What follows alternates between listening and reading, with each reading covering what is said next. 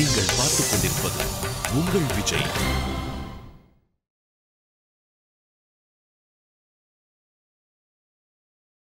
Hi and welcome to Time Pass with me Vignesh Karthik.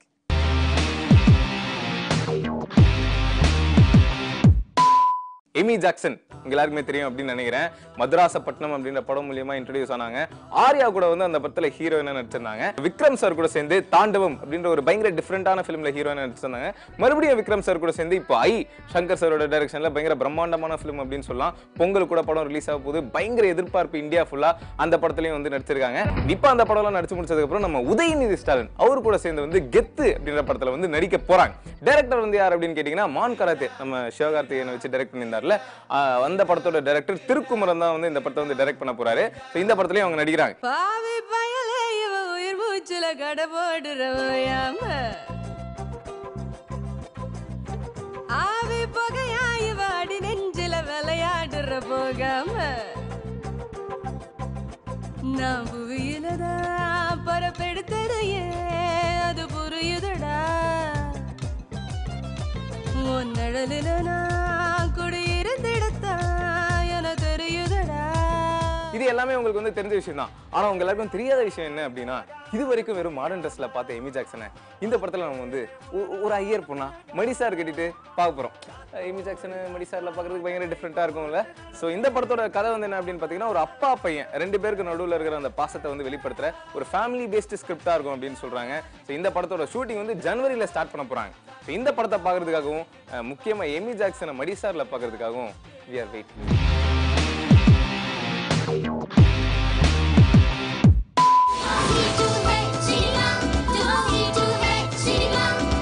இவ்வளவு முயற்சிகளுக்கு அப்புறம் எங்களுடைய C2 கோச் நிறுவனம் வரும் ஜனவரி மாதம் 15ஆம் தேதி எங்களுடைய முதல் திரைப்படத்தை வெளியிட தயாராக இருக்கிறது. பொங்கல் முதல் அந்த திரைப்படம் தமிழகம் முழுவதும் உலகம் முழுவதும் எல்லா இடங்களிலும் ஒரே நேரத்தில் ரிலீஸ் செய்யப்படும். எல்லா தளங்களிலும் எல்லா நேரங்களிலும் எல்லா இடங்களிலும் எல்லா உலகமெங்கும் தமிழர்கள் உலகம் அனைத்து பகுதிகளிலும்.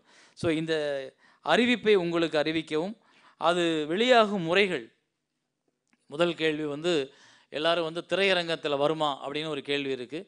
கண்டிப்பாக வரும். திரையரங்கம் அல்லாத இதை ரிலீஸ் பண்ண மாட்டோம். திரையரங்கம் கண்டிப்பாக வரும். பொங்கலுக்கு நாங்கள் திரையரங்கள் எடுக்க சொல்லியிருக்கோம். தருவதாக நிறைய ஓனர்கள் நிறைய உரிமையாளர்கள் இதை வரவேற்று ஏன்னா இப்போ அவங்களே ரியலைஸ் பண்ண ஆரம்பிச்சிருக்காங்க. முதல்ல வந்து இதற்கு எதிர்ப்பு வரும் இதை ஒத்துக்க முடியுமான்னு சொல்லி யோசித்த காலகட்டத்தில் இப்போ சமீபத்தில் வந்த பெரிய பெரிய திரைப்படங்கள் கூட வந்து வசூல் ரீதியாக ரொம்ப இதாக போகும் பொழுது அவங்களே இந்த யதார்த்தங்களையும் இந்த உண்மைகளையும் உணர்ந்து அதை யோசிக்க ஆரம்பிச்சிருக்காங்க. இந்த படத்தை நாங்கள் என்ன பண்ணுறோம் முறைப்படி இதில் C2 கோச்சில் வெளியாகும் ஒவ்வொரு திரைப்படங்களையும் 75 தியேட்டர்களுக்கு மட்டுமே தமிழகம் முழுவதும் வெளியிடுவது. 75 தியேட்டருக்கு மேலே வெளியிடுறதே இல்லை. பெரிய ஊராக இருந்தால் 2 தியேட்டர் 3 தியேட்டர், அதுக்கடுத்து B சென்டர் C சென்டர்லாம் ஒவ்வொரு தியேட்டர் தான். அதுக்கு மேலே நாங்கள் அதிகமாக வந்து தியேட்டர்களை வெளியிட்டு போட்டியாக ஒரு வாரத்திலே சம்பாரிச்சிடணும் அப்படின்ற எண்ணத்துக்கு வரலை. தியேட்டரில் ரசிக்கிறவங்க தியேட்டரில் ரசிக்கலாம், வீட்டில் ரசிக்கிறவங்க வீட்டில் ரசிக்கலாம், காரில் போகும்போதே படம் பார்க்குறவங்க போகும்போதே படம் பார்த்துக்கலாம். என்டர்டெயின்மெண்ட் ஃபார் அவர் நம்மளோட கன்வீனியன்ட்டுக்காக தான் என்டர்டெயின்மெண்ட், நம்ம கட்டாயப்படுத்தக்கூடாது அப்படின்ற முடிவில் தியேட்டர் ரசிகர்களை மனதில் கொண்டு ஒரு 75 தியேட்டர்களை மட்டும் தமிழகம் முழுக்க வெளியிடுவதற்காக முடிவு செய்திருக்கிறோம். தியேட்டர்கள் தவிர்த்து DVD மூலமாக 2வது முறை ரிலீஸ் ஆன நாளிலேயே எல்லா இடங்களிலும் கிடைப்பதற்கான ஏற்பாடுகள் செய்யப்பட்டுள்ளது. என்னென்ன மெத்தடில் எல்லாம் நம்ம கொடுக்க முடியுமோ எல்லா மெத்தட்லையும் பண்ணலாம். நாங்களே சினிமா டு ஹோம் என்ற வெப்சைட் மூலமாக எங்களுடைய திரைப்படங்களை இந்தியா தவிர்த்து மற்ற எல்லா நாடுகளிலையும் பார்ப்பதற்கான வசதிகளுடைய தொழில்நுட்பத்தை உருவாக்கி தயார் செய்து வைத்து விட்டோம். அது 1ஆம் தேதியிலிருந்து ட்ரையலுக்கு வரும். அந்த ட்ரையல் பார்த்துட்டு 15ஆம் தேதி JK திரைப்படத்தை அதுலேயும் வெளிநாட்டில் இருக்கிற நண்பர்கள் வெளிநாட்டில் இருக்கிற தமிழர்கள் பார்க்கறதுக்கு வாய்ப்பு உருவாக்கி இருக்கிறோம்.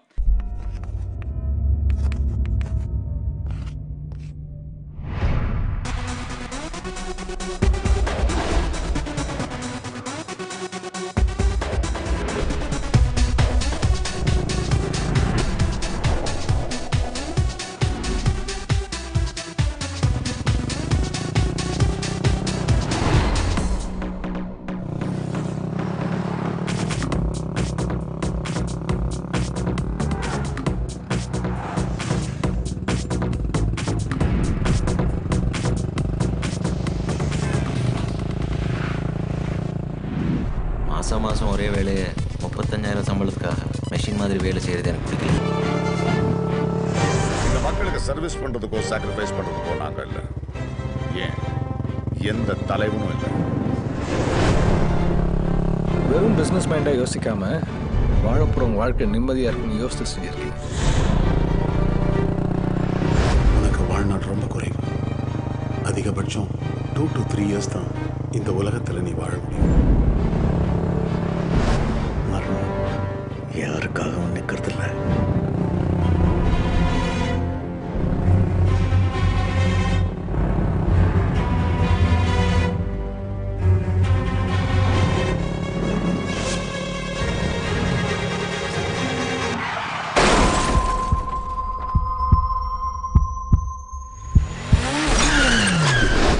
எல்லாரையும் அழிச்சிட்டு ஒரு நல்லவ வாழ வேண்டிய அவசியமே இல்லை.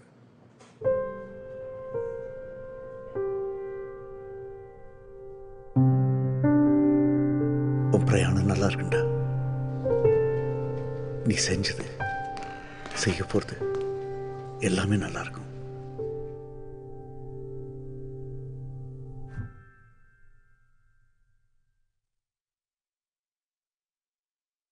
டிவிடி பஜார் உருவாக்குனதில் எங்களுக்கு கிடைச்சிருக்க ஆர்டர் இதுவரை வந்து நாங்கள் எங்களோட டீலர்கள் இதுவரை எடுத்திருக்கிற ஆர்டர் அப்படின்றது வந்து ஒரு சர்வே மூலமாக அது கண்டிப்பாக குறைந்தபட்சம் 50 லட்சம் டிவிடிகளை நாங்கள் இந்த முதல் படத்திற்கு வெளியிடுவதற்கு தயாராக இருக்கிறோம். அந்த அளவுக்கு எங்களுக்கு சப்போர்ட் பண்ணியிருக்காங்க.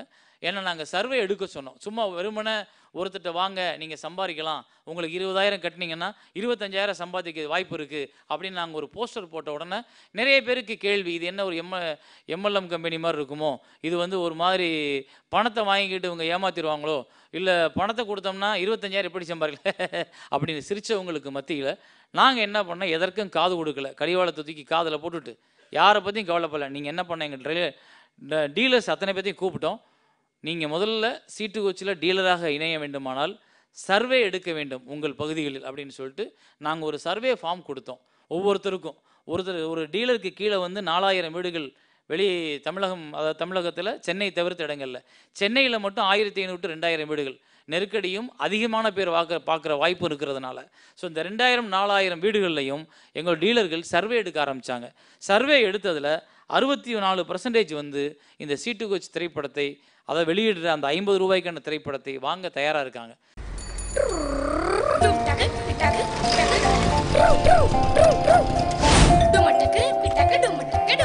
Hi sir. என்னப்பா? நேத்து ரிலீஸ் ஆன புது படம் டிவிடியெல்லாம் இருக்கு சார். ஒரிஜினலா சார்? ஒரிஜினலா இல்ல சார்.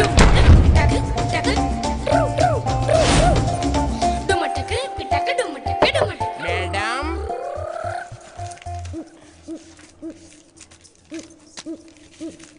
புது படம் நேத்து ரிலீஸ் ஆன படம். கொஞ்சம் இரு. ஓகே.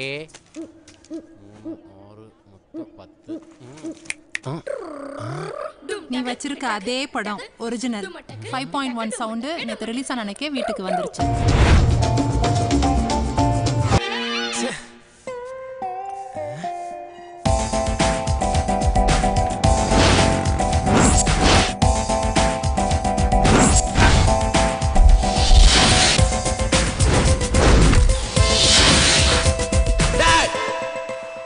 என்னைய உங்க கூட சேர்த்துக்கிறீங்களா? சேர்த்துக்கிறீங்களா? 1 2 3 C2H Shanigo C2H Cinema to all C2H Cinema to all C2H Cinema to all C2H Cinema to all C2H Cinema to all C2H Cinema to all C2H Cinema.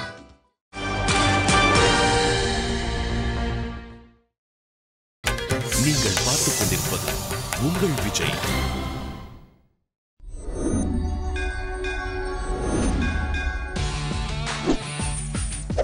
உங்களுக்கு அரசியல் இறங்குற எண்ணம் இருக்கா? நான் இருக்கேன், என்ன நம்புங்க. பாலிடிக்ஸ். இந்த சிச்சுவேஷனுக்கு ஒரு கவிதை சொல்லட்டுமா? உன் கண்களோ கூலிங் பே. சமத்தெல்லாம் இல்ல. நீ நல்ல குடும்பத்துல பிறந்தவன்.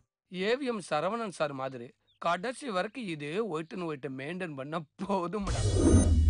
வெள்ளக்காரத்தோட என்னுடைய 9th மூவி. இதில் விக்ரம் பிரபு, ஸ்ரீதிவ்யா, சூரி, சிங்கம்லி, சிங்கமுத்து, ஜான், விஜய் எல்லாமே பண்ணியிருக்காங்க. இன்னைக்கு படம் வந்து மிகப்பெரிய லெவலில் ஹிட் ஆகி தேட்டரில் ஓடிட்டு இருக்கு. நல்ல குடும்பத்தில் பிறந்தவன் இப்படி முட்டையை திடித்தும்பானா? அம்மாடிவன் அழகு செமதூடு, உன்னை கண்டா பொழுதும் திருநாடு. போலீஸ் பாண்டி காதல்ல தோத்தா டாடி, ஜெயிச்சா டேடி. பொதுவாக வந்து இது வந்து ஒரு எக்ஸ்ட்ரானரி காமெடி மூவி. நான் காமெடி பண்ணேன் அப்படிங்கிறதோட மக்கள்லாம் எவ்வளோ ஸ்ட்ரெஸ்ஸில் இருக்காங்கங்கிறது எனக்கு தெரிஞ்சுது தேட்டரில் போய் பார்க்குறப்ப. ஏன்னா அந்த தேட்டர்லாம் அப்படி குளிங்க ஒரே சிரிப்பு சத்தம். சின்ன சிறுசுங்க லவ் பண்ணும், பெரிய மனுஷன் நீ தானே பண்ணி அப்படி அப்படியே பேசி சேர்த்து வைக்கணும். உங்க கண்ணன் நான் எப்படி வரேன்? நடிகர் திலகம் இல்லைன்னு கவலைப்படாத, நல்லா நடிக்க பொண்ணு பிறந்திருக்கா மறந்தும் விடாத. சென்னையில் இந்த ரிப்போர்ட்டு, சத்தியம் தேட்டரில் இந்த ரிப்போர்ட்டு, காரைக்காலில் வேறு ரிப்போர்ட்னா இல்லை. இங்கே சத்தியம் தேட்டரில் எந்த சீனுக்கெல்லாம் சிரிக்கிறாங்களோ அதே சீனுக்கு காரைக்காலையும் சிரிக்கிறாங்க. இது வந்து பிஎன்சியா, ஏ சென்டரா, சி சென்டரா, எந்த சென்டர் படம்னு எனக்கே தெரியல. ஏன்னா எல்லா சென்டர்லையும் ரிசல்ட் ஒரே மாதிரி தான் இருக்குது. கூத காத்து கூத காத்து கூத காத்து கொல்லுதடி கூரச்சேல தாடி, இல்ல கூந்தல் மட்டும் தாடி. கூத காத்து கொல்லுதையா, மல்லு வெட்டி தாயா, இல்ல மல்லு கட்டுவாயா. ரீஷூட் போயிட்டு அந்த படத்தை திரும்ப வந்து நம்ம ரெடி பண்ணி கொண்டு வந்து பார்க்கும்போது ரொம்ப அற்புதமாக என்னென்ன தேவையில்லைன்னு முதல்ல தெரிஞ்சது அந்த படத்தில் எனக்கு. அதெல்லாம் தூக்கி வெளியில் போட்டேன். என்ன தேவை அப்படிங்கிறது அதுக்கப்புறம் எனக்கு தெரிஞ்சுது. ஸோ அதெல்லாம் திரும்பி எடுத்து போட்டேன். ரொம்ப வந்து படம் அழகாக வந்து அமைஞ்சுது. இந்த படம் ஹிட் ஆகுங்கிற நம்பிக்கை எனக்கு வந்துச்சு. கூத காத்து கூத காத்து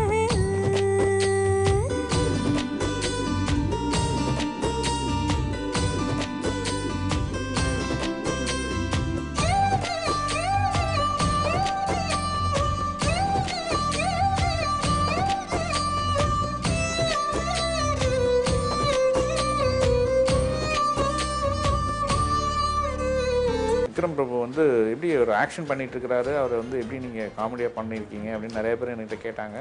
ஏன்னா ஒரு இந்த அளவுக்கு வந்து ஒரு அந்த டீமோடு சேர்ந்து மெர்ஜ் ஆகி ஒரு அழகாக ஒரு படம் ஹிட் ஆகணும்னா அதில் வந்து எல்லா நடிகர்களும் ரொம்ப அழகாக பெர்ஃபார்மன்ஸ் பண்ணால் வழியே அந்த படத்தோட சூப்பர் ஹிட்டுங்கிறது வந்து கிடைக்கவே கிடைக்காது. அந்த வகையில் ஸ்ரீதிவ்யா, விக்கியோட காம்பினேஷன் ரொம்ப அழகாக இருந்துச்சு. முன்னழகில் நீயும் செய்த பின்னழகில் ஏறும் போத, பொட்ட புள்ளவன நான் பார்த்து சொட்டு சொட்டா கரைஞ்சேன்னு, ரெக்க கட்டி பறந்த ஆளு பொட்டிக்குள்ள அடைஞ்சேன்னு. ஆத்தாடி நீதான் அழுக்கடையாத பால் நொர, சேத்தோட வாழ்ந்தும் கரப்படியாத தாமர, பூக்குற என தாக்குற. எனக்கு முத அன்பண்ணை வந்து இந்த மாதிரி விக்ரம் பிரபு டேட் இருக்குது அப்படின்னு சொல்லும்போது சொல்லிட்டு அவரே சொன்னார், இந்த கதை வந்து விக்கிக்கு செட் ஆகுமா, ரொம்ப காமெடியாக இருக்கே அப்படின்னு கேட்டார். இல்லைண்ணே நல்லா செட் ஆகுது. இதுதான் இங்கிலீஷில் வந்து இவர் அர்னால்டு வந்து ஆக்ஷன் மூவியாக பண்ணிக்கிட்டு இருந்தார். திடீர்னு வந்து கிண்டர்கார்டன் கோப்ஸ்னு ஒரு காமெடி மூவி பண்ணார். அது வந்து எக்ஸ்ட்ரானரியாக இருந்தது, ரொம்ப நல்லா ஒர்க் அவுட் ஆச்சு. ஸோ அர்னால்டே பண்ணும்போது ஏன் விக்கி பண்ண முடியாதுன்னு, அது ஈஸியாக பண்ண வைக்கலாம், ஒன்றும் பிரச்சனையே கிடையாது. இந்த ஒருத்தனை ஒன்றும் பண்ண முடியாதுன்னு இந்த வட்டி சொல்கிறான்.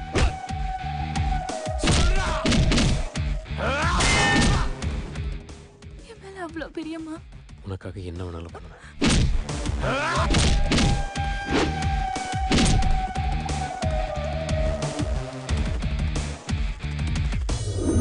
ஒரு கதாபாத்திரமும் ஒரு கேரக்டருமே தன்னை எறிஞ்சு அவங்க இன்வால்மெண்ட் ஆகி அந்த சீனை டிஸ்கிரிப்ஷன் எடுத்துக்கிட்டு இது எப்படி பண்ணால் நல்லா இருக்கும்னு உட்காந்து பேசி, ஏன்னா சீன் எழுதிட்டு போன பேப்பரில் இருக்கிறத வந்து எப்போதுமே வந்து 100% நம்ம பண்ணோன்னு சொல்லவே முடியாது. மாறும், அங்கே நிறைய விஷயங்கள் மாறும்.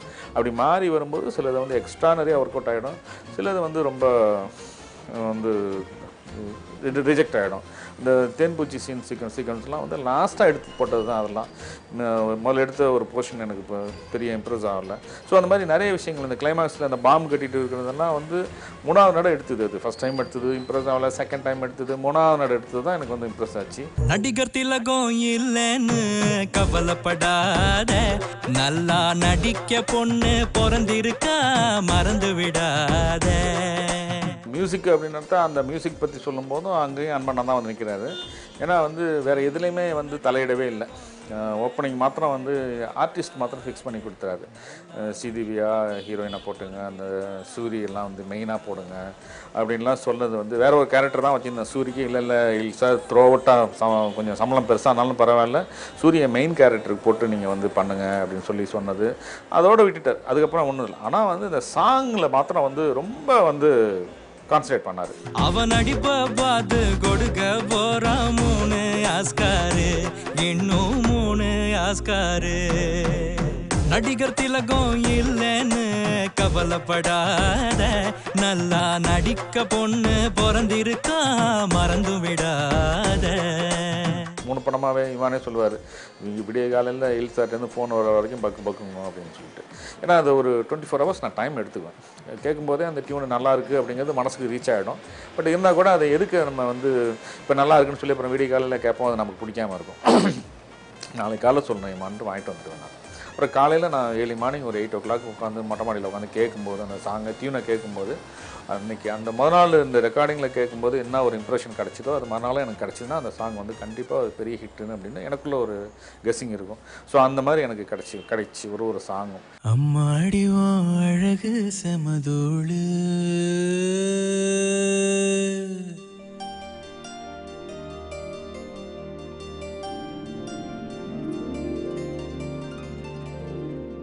உன்னை கண்டா பொழுதும் திருநாளு, உன்னை பார்த்துதான் தடுமாறுறேன், புயல் காத்துல பொறியாகுறேன், அடிமாடு நான் விரண்டோடுறேன், ஒரு வார்த்தை சொல்லு உயிர் தார.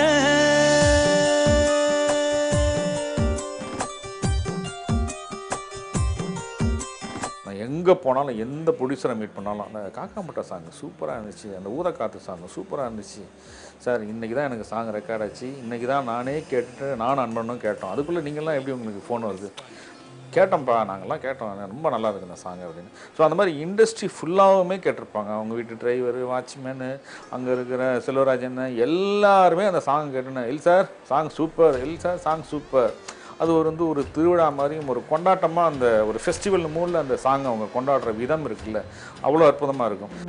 காக்கா முட்டை காக்கா முட்டை காக்கா முட்டை காக்கா முட்டை காக்கா முட்டை கண்ணால தான் கபடியாடுவேன், கன்னி காலம் நேரம் பார்த்திடாம மகுடி ஊதுவேன், வேட்டி கட்டும் உங்களுக்கு சிறுக்க ஏத்துவேன், ஒண்ணு வேண்டும் வர மேனியால சரக்க ஊத்துவேன், இருப்பவங்க ஜாக்கெட்டில் பணத்தை குத்துங்க, ஏதும் இல்லாதவங்க போவும் வர கைய தட்டுங்க, ரசிப்பவங்க சொகி நில்லுங்க, என்ன ரகசியமா புக்கு பண்ணுங்க, காக்கா முட்டை காக்கா முட்டை.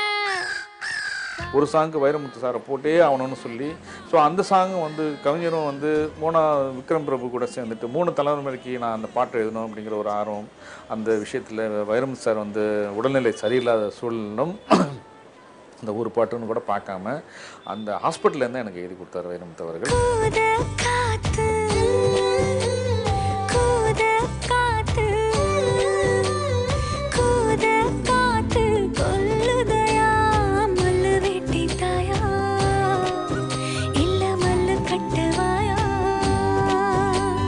தாலி கயிறு இருக்கட்டுமே, நீ மத்ததெல்லாம் கழட்டி வை, விழிகள் முழிச்சு கிடக்கட்டுமே உசுரே.